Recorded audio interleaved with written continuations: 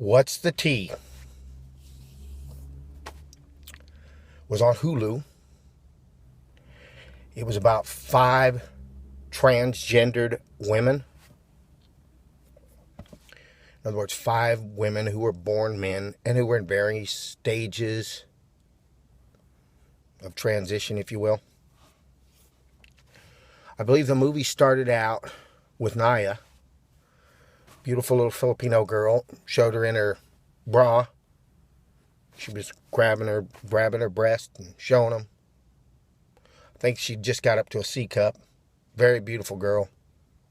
To me, she's 100% passable. She said she had a jawline.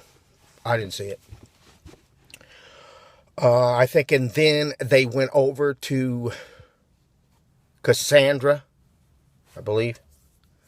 Cassandra is just a beautiful, beautiful woman.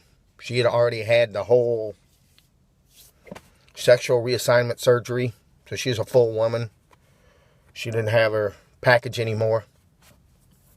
She went the whole way, and she was running around her apartment, showing her apartment, how cute it was, talking about her dogs, making jokes, very funny, very boisterous. She made a statement down at the bottom that she was the star of the show. Maybe so. I mean, she's a very beautiful woman. I don't think a man would know the difference. I think she could be with a man, and I don't think he would care.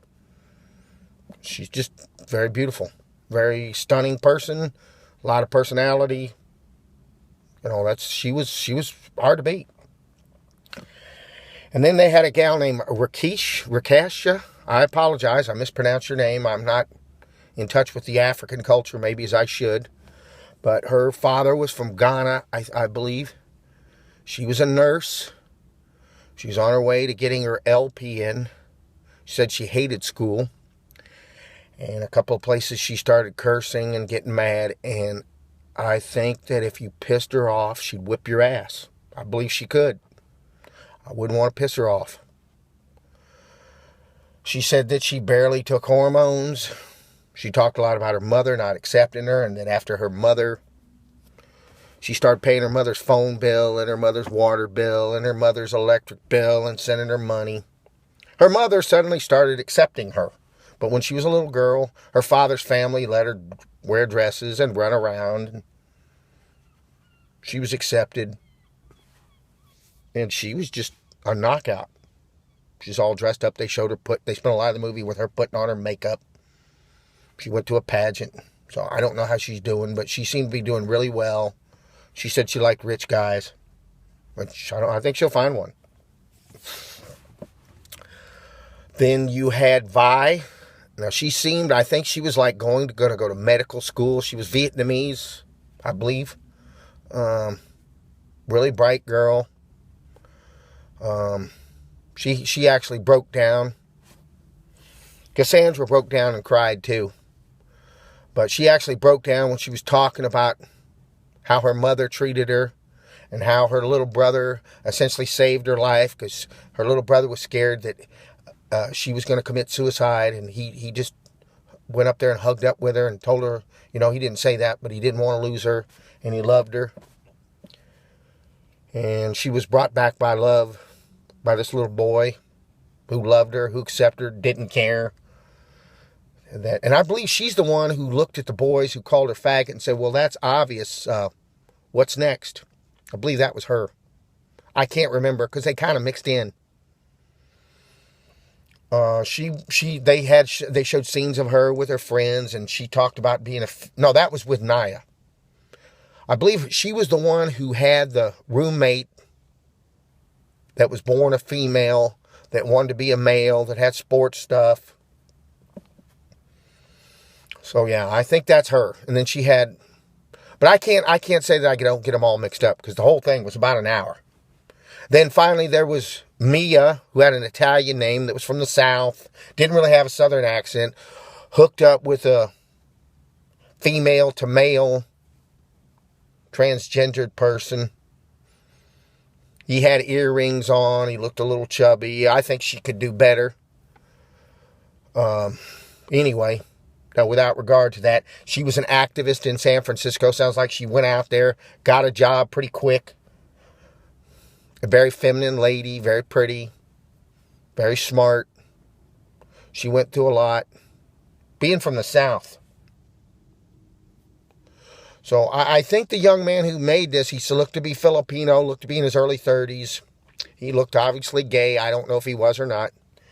But they was trying to sanitize version of what these folks go through and how their lives go. I think there's a lot.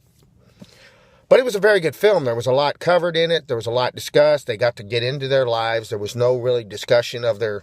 They alluded to sex. They had a friend that was an African-American lady who'd had a gutter mouth and talked about, fucking guys and how much they like to fuck and being out with guys. And they talked about what a fish was. It was funny when Cassandra got to be a mermaid and she said, "Oh, well, I'm finally a fish." Well, you're a fish, all right, Cassandra. I told her she was a ham because she bragged on herself so much. All I needed was eggs down in the section. So if you want to be entertained and see human life on thing, this would be a very good film. If you're interested in this whole thing like I am, then you can watch it. You'll learn some stuff. Because as far as I'm concerned, the age of Pisces, the age of duality is ending. We have the age of duality, Pisces. We have the Republicans versus the Democrats. We have Coke versus Pepsi. We have Verizon versus AT&T. That's our duality. That's our split system. That's roughly a 2,300 year age that we're still in. We got about another 130 years left. And then we're entering the age of an Aquarius, an age of an awakening, an age of change. And this is a part of it. These people feel this tug, this change, and they're going with it. I'm feeling a change because I'm attracted to it. And that's what's happening. Our planet is changing. Whether you like it or you don't like it, this is going to happen. So you can be angry about this. I think that probably the most angry are men who are attracted to this. The men who beat them up because they have gay feelings and they can't come to grips with them. That's why they get mad at these people. Because they're actually attracted to them. They're attracted to them, so they're repelled by it. So they cover it up with their anger. Because we can have Queen Latifah and Ellen DeGeneres out there advertising Maybelline like they're beauty queens when they're just average looking chicks. I mean, let's face it, they're not beauty queens. This is being pushed. The lesbians have done very well and got acceptance, which is fine. But these folks haven't. These folks, they're male homosexual movie stars that can't come out because it would ruin their career. I don't know how that one dude, Doogie Howser, got away with it. But we have a long way to go in our culture to accept different people. And if these people were accepted, there'd probably be less of it. But I don't know what's going on here. Just as far as the movie goes, it was a very good movie. I liked them all. I think that's cool. I think you made a good movie, and I hope there's more like it. I saw the movie about Beautiful Darling, about Candy Darling, and that's the best one that I've seen so far. Candy it had her friend that would talk about her, and it was very touching and very sweet. But this film is very good. Very good film. I think Cassandra, if she had acceptance, she'd be a movie star because she's pretty enough.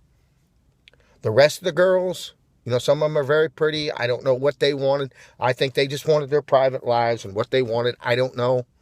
But it's all good. Whatever y'all want to do, please don't be offended by anything I said. I don't mean anything offensive. I'm just telling it like it is. All right, so if you want to see that, What's the Tea? It's on Hulu. Out.